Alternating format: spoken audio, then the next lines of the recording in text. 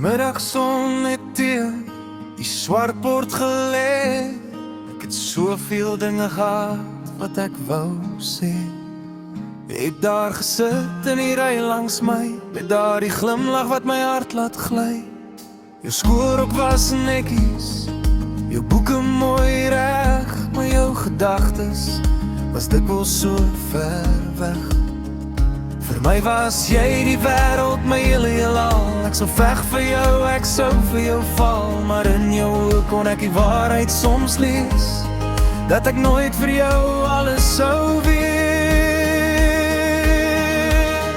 O, die meisie met die krulbruin hare, ons stap al saam vir soveel jare. Met jou blindbruin oë en jou sagte groet, het jy my elke dag weer moed gegee. Ek het jou gesien as my vrou, my toekoms, my huis, maar die lewe het geteken met 'n ander kruis. Dit was veronderstel om ons te wees.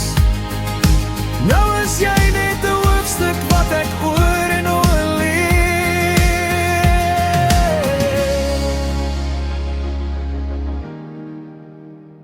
Ons het pouse gedeel en deur die gange geloop. Ek het gebou op 'n stille bange hoop. Jy was die mooiste, die droom van die klas.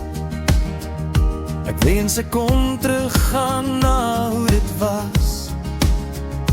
Jy het my lief gehad, ja, maar op jou eie manier, terwyl ek my hele hart voor jou voete sou vier. Ek sien soms op foto's hoe die jare nou lyk, hoe die tyd soos 'n dief deur die vensters kom kyk.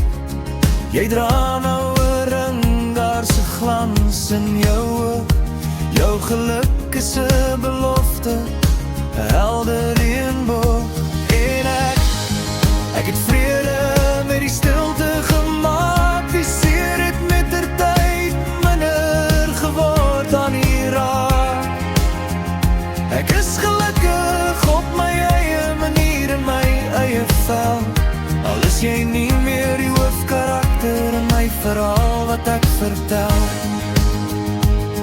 Die matriekdans is verby, die boeke is toe. Die lewe word vinnig en die hart word moe. Die baie het gesplit, die rigting het gedraai. Die wind het die beloftes van gister weggewaai. Dit moes jy gewees het, die een aan my sy, maar die noodlot het besluit om verby ons te ry. So ek hou die foto, die herinnering so fyn, van die meisie wat in die skoolbanke verskyn. Met jou krulbruin hare en jou glimlach so lig. Jy bly die mooiste gedig op my gesig. Net 'n droom wat nooit waar geword het nie. O, die meisie met die krulbruin hare, ons stap al saam vir soveel jare. Met jou blindbruin oë en jou sagte groet, het jy my elke dag weer moed gegee. Ek het jou gesien as my vrou, my toekoms, my huis, maar die lewe het geteken met 'n ander kruis. Was veronderstel om ons te wees. Nou is jy net 'n hoofstuk wat ek oor en oor lees.